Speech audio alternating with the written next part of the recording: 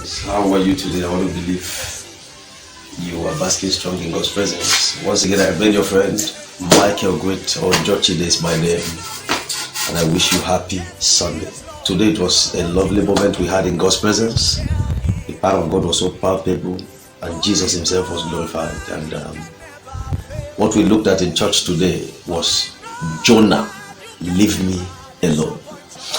First, I'd like you to understand that if you look at the book of Jonah chapter 1, the whole of chapter 1, Bible speaking, it says Jonah was a man that God sent to Nineveh, but he refused to go.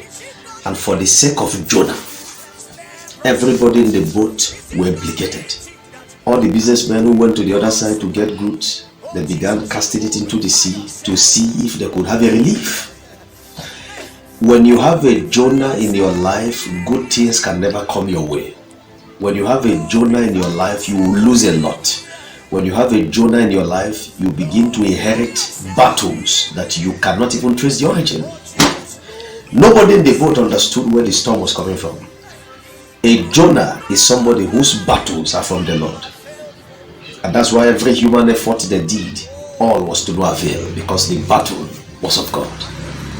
And Bible says at the point they discovered Jonah, he was sleeping. People were crying, people were praying, but Jonah was sleeping. When you have a Jonah in your life, when you are saying A, he is doing B. When you have a Jonah in your life, whatever you are doing, he's always on the contrary, he's always on the opposite.